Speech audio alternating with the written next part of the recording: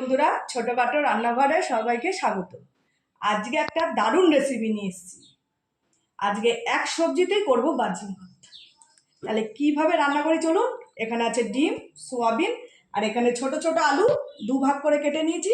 একসাথে প্রথমে আমি সেদ্ধ করে নেব। এদিকে কড়াই বসিয়ে দিয়েছি। প্রথমে আলু সোয়াবিন সেদ্ধ করে নেব।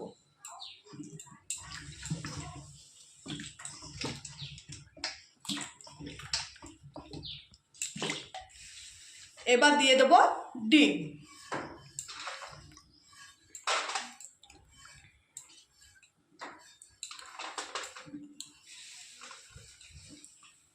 এবার দিয়ে দেবো সোয়াবিন।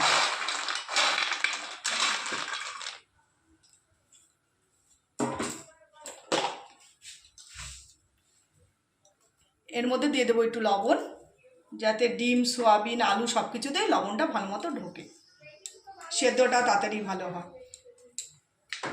মিনিমাম আমি 10 থেকে 15 মিনিট মতো সেদ্ধ করে নেব। ঢাকনি দিয়ে ঢেকে দেবো।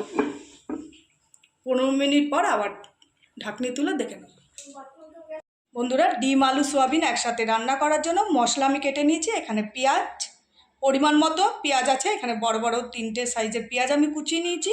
এখানে রসুন একটা বড় গোটা, এখানে 2টো টমেটো কুচি, পরিমাণ মতো লঙ্কা আর আদা। তা প্রথমে আমি আদা আর রসুনটা শুধু বেটে নেবো শিলপাটায়।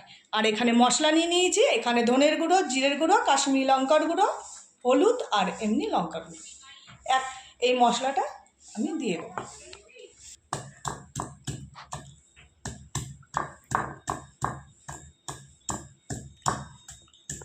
রসুন আর আদা শিলপাটায় বেটে নেব।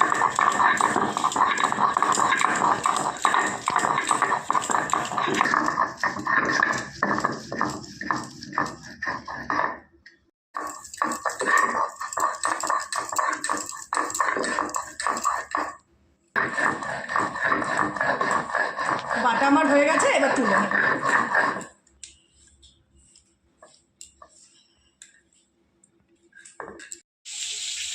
বন্ধুরা, 15 মিনিট পর আবার চলে এসেছি। পুরোপুরি 15 মিনিট পর্যন্ত আমি এটা সিদ্ধ করে নিয়েছি। সেদ্ধ আমার প্রায় হয়ে গেছে। এবার আমি এগুলো নামিয়ে নেব। নামিয়ে ডিম, আলু সব ছাড়িয়ে নেব। বন্ধুরা, এখানে আমি সব সেদ্ধ করে ডিম, আলু সব ছাড়িয়ে নিয়েছি। এবার চলো রান্নাটা শুরু করে দিই। প্রথমে বসিয়ে দেবো গরম করতে। কড়াই এদিকে গরম হয়ে গেছে। ডিম ভাজার জন্য দিয়ে দেবো সর্ষের তেল। তেল এদিকে গরম হয়ে গেছে। ডিমগুলো প্রথমে ভেজে নেব।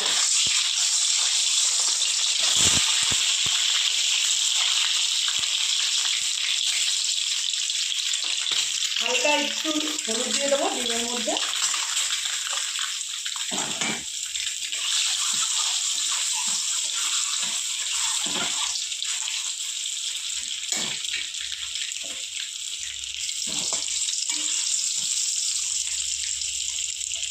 ডিম ভেজে নিয়েছি, এবার তুলে নেব।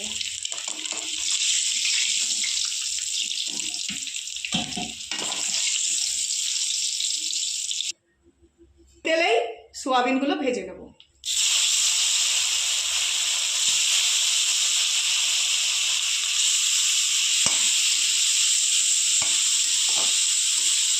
হালকা লাল করে একটু সোয়াবিনগুলো ভেজে নেব।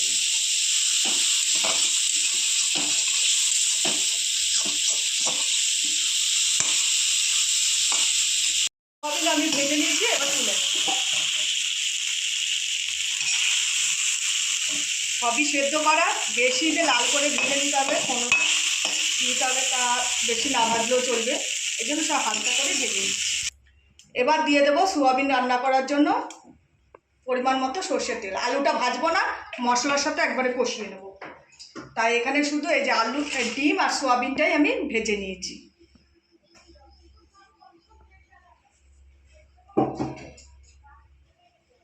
ফোড়নে দিয়ে দেবো গোটা গরম মশলা আর দিয়ে দেবো 2টো তেজপাতা।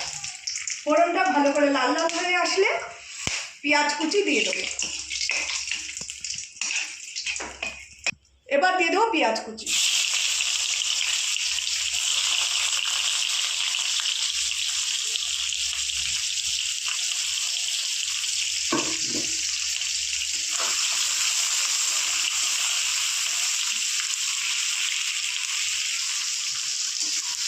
পেঁয়াজটা লাল করে ভেজে নেব। আর পেঁয়াজের মধ্যে দিয়ে দেবো সামান্য পরিমাণ একটু চিনি, তাহলে পেঁয়াজটা রঙটা সুন্দর আসে লাল।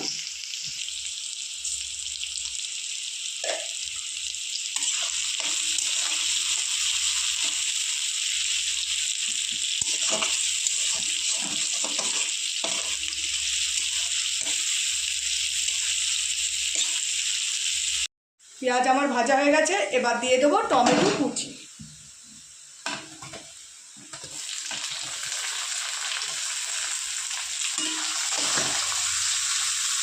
এর সাথে দিয়ে দেবো আদা রসুন বাটা।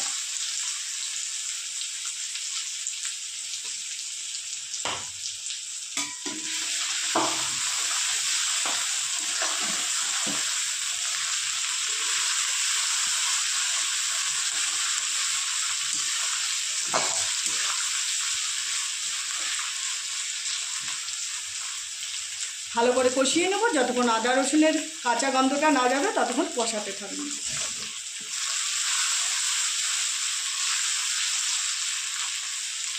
ততক্ষণে আমি দিয়ে দেবো পরিমাণ মতো লবণ।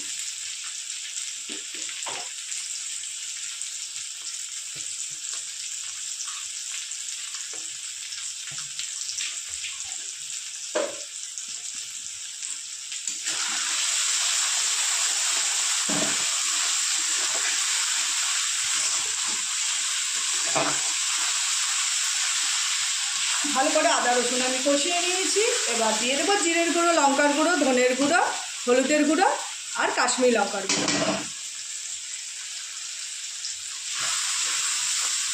সামান্য পরিমাণ একটু জল দিয়ে কষিয়ে নেব।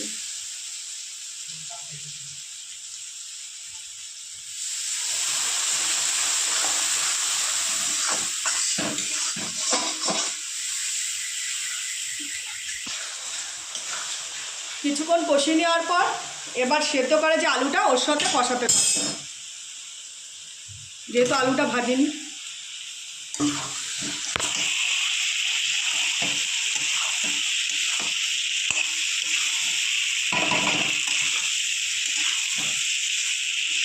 আলু দিয়ে আরও 15 মিনিট ভালো করে কষিয়ে নেব।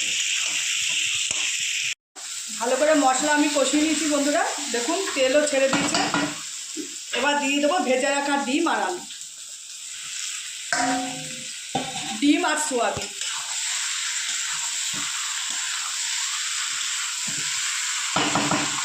ভুল করে আলু বলে দিয়েছি সোয়াবিনের জায়গায়।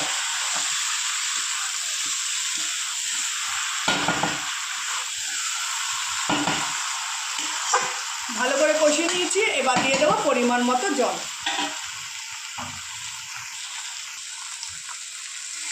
বেশি জল দেবো না, যেহেতু সবই সেদ্ধ করা, ভেজে নিয়েছি সবই।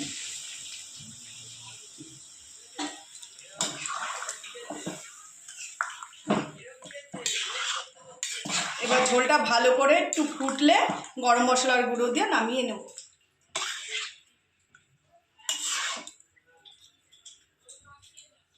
বন্ধুরা, এখানে আমি কয়েকটা কাঁচা লঙ্কা চিড়ে রেখেছিলাম, দিতে ভুলে গেছি, কাঁচা লঙ্কা চিড়াটা দিয়ে দেবো।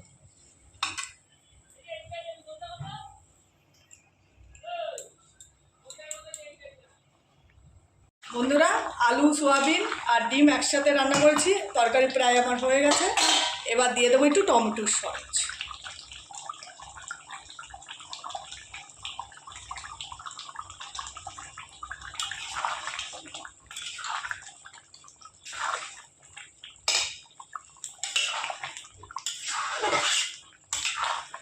নুন মিষ্টি আমি দেখে নিয়েছি। এবার গরম মশলার গুঁড়ো দিয়ে নামিয়ে নেব। নামানোর আগে আমি দিয়ে দেবো শাহি গরম মশলা।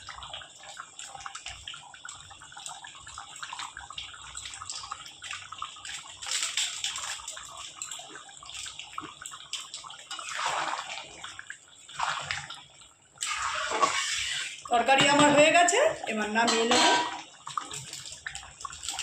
বন্ধুরা, এবার গামলায় ঢেলে নেব।